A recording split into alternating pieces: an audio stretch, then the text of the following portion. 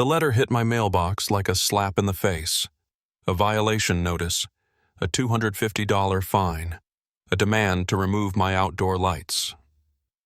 I stood on my porch, staring at my warm, ambient patio lights, the ones I had carefully installed, the ones that made my house feel like home. According to the HOA, they were unauthorized. According to Karen, my neighbor and self-appointed queen of the block, they were a personal offense. "This is a community," she had sneered, "and we don't need your tacky little light show ruining the aesthetic." She wasn't citing real rules. She wasn't enforcing actual regulations. She was making them up as she went, expecting me to fold. But Karen didn't know one thing. I don't back down. She thought she could weaponize the HOA against me. She had no idea that her own paper trail of hypocrisy was about to unravel. And when the truth came out, it wasn't me who ended up paying fines. But let's start from the beginning.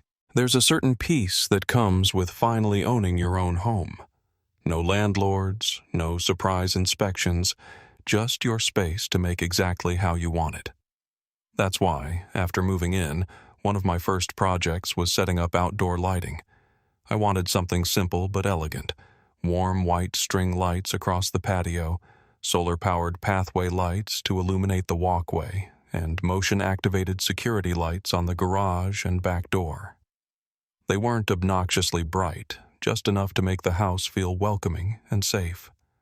For a few months, everything was perfect. Until Karen got involved. The first complaint. I was relaxing on my patio one evening, beer in hand, admiring my handiwork. The lights cast a soft glow over the yard, and for once, after a long day at work, I felt at peace. Then came the dreaded knock. Sharp. Annoyed. I already had a feeling who it was. I opened the door, and there she stood. Karen Whitmore. My neighbor. HOA board member. A woman whose entire personality revolved around making other people miserable. She wasn't smiling. "Your lights," she snapped, arms crossed. "They have to go." I blinked. "Excuse me?" She sighed dramatically, like she was explaining something to a child. "They're too bright. They shine into my house at night. I can't sleep with all that glare." I frowned. "Karen, they're warm-toned LEDs. They barely light up past my driveway." She pursed her lips. "Well, I see them, and HOA rules state all outdoor lighting must be approved." I crossed my arms. "I checked the guidelines before installing them. They comply with the brightness restrictions." Her smile was tight. "I don't care. They ruin the look of the neighborhood. If you don't take them down, I'll have to report you." I fought the urge to laugh. This woman was serious. "Karen," I said, keeping my voice level, "my lights are within regulations. They're staying." She narrowed her eyes. "Then I guess you'll be hearing from the HOA." And with that, she spun on her heel and stormed off. The letter. A week later, I got the letter. Stamped with the HOA's official seal, it was a notice of violation. "Dear Mr. Walker, we have received a complaint regarding unauthorized outdoor lighting on your property. You are required to remove the lights within 14 days, or face a fine of $250 per week. Sincerely, HOA Compliance Office." I stared at it, blood boiling. This wasn't about rules. This was personal. I went straight to my office, grabbed the HOA handbook, and flipped to the section on outdoor lighting. And there it was. Proof I was in the right. The guidelines stated, pathway lights must be solar-powered or low voltage. Mine were solar. Security lights must be motion-activated and positioned downward to reduce glare. Mine were. Decorative lighting must not exceed 800 lumens. Mine were 500. I wasn't breaking a single rule. I checked my email. No notice of any new regulation changes. Karen had lied. The warning. That evening, as I pulled into my driveway, I saw Karen standing outside, arms crossed, waiting. I stepped out of my car, the violation letter in hand. "I assume you got the notice," she said smugly. I held it up. "I did. And I also checked the handbook. I'm not breaking any rules." Her smirk faltered. "The board recently updated the regulations," she said quickly. "Maybe you missed the email." I narrowed my eyes. "Show me the updated guidelines."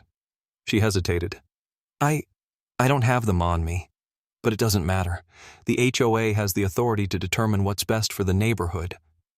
I took a step closer. "Karen, did the board actually vote on this change, or is this just you deciding you don't like my lights?" She stiffened. "I'm on the board," she said through clenched teeth, "and we all agreed they need to come down."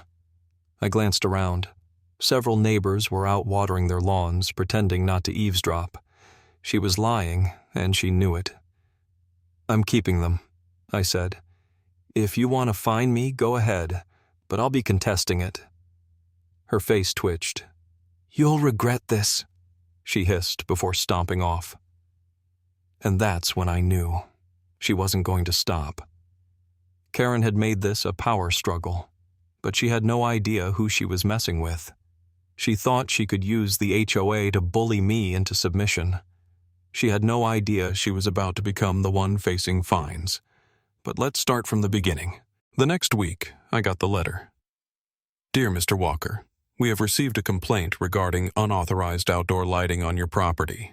You are required to remove the lights within 14 days or face a fine of $250 per week.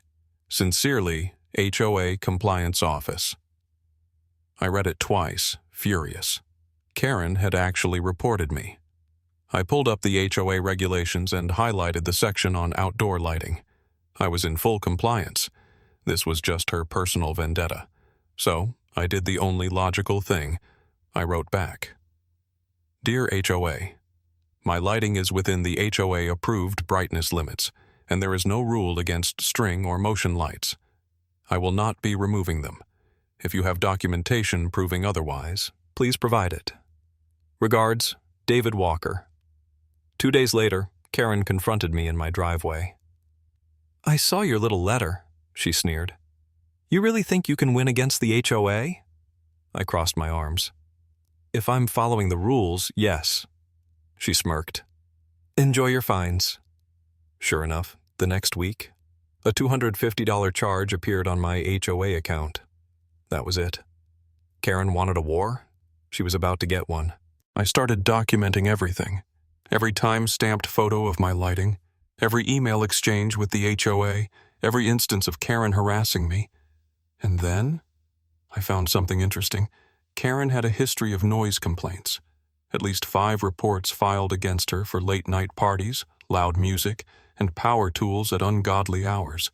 And guess what? HOA had never fined her.